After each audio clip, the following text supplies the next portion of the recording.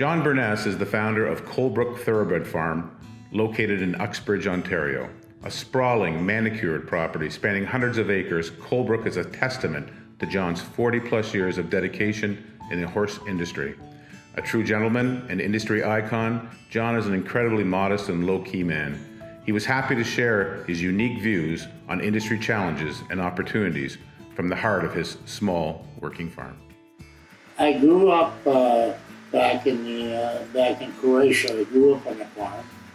It was a working farm, but we had horses, obviously, but they were working horses. They weren't, and cattle and stuff like that. And then when we came over, I was only like 7 years old when I came over early, right after the war, and I started, like everybody else, working and making my way through, and got into a business, and slowly kind of got a little bit of money. And a friend of mine was working for me, and he happened to have a horse, and he said I loaned him some money and he couldn't pay me back, and he says I'm a little short, but he says I got a horse, you can have, I'll give you half of my horse, and that's really, how it started. And that didn't go over too well. The horse was not that great, but I kept at it, and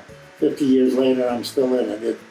We average somewhere between 125 to 150 horses at any time, between the brood mares, the babies, the stallions, the race horses.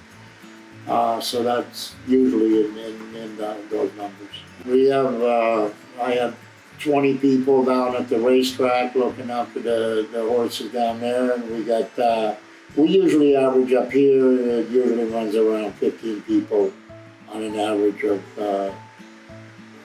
being, in the wintertime when we're breaking and riders and everything, we probably go up to 20 up here. Big payroll, yeah, it's a big expense for sure.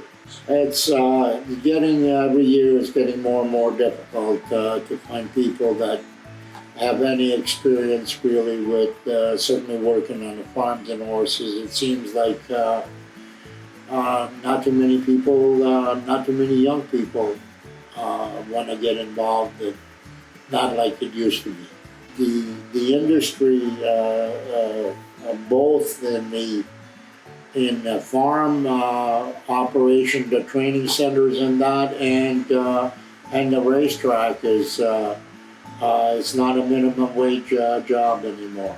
And certainly if you like working around animals and being outside, where you're mostly on the farm, you obviously are out in the fields with the horses and that.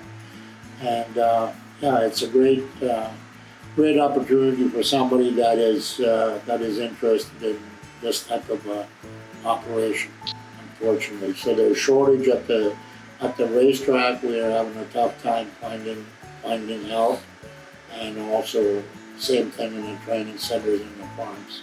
It's a 24/7, 365 animals that can be looked after all the time. So it's yeah, we don't have Christmases and holidays like most people. They can say, okay, it's Friday and we can go to the cottage. There is no such thing. It's a lifestyle, really. Becomes a lifestyle. We need young people, both in the industry to look after the industry, and also be involved in raising horses, and be involved in breeding, and the whole industry definitely needs help from the outside. We're getting to that stage where a lot of the people that are involved in it are getting older, and they can't handle it anymore. So they're saying, well, I can't do this, and there is no help, so they get out of the industry. Probably meeting the Queen would be one of my highlights, I guess.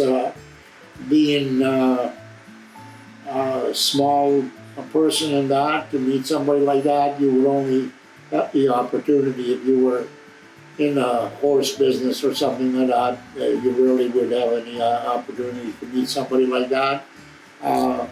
winning a Grade 1 race with my horse, that was obviously thrilling because I never dreamed I would ever have a horse that would win a Grade 1. So when we won the Northern Dancer twice, that was we beat the best turf horse in the world at that time.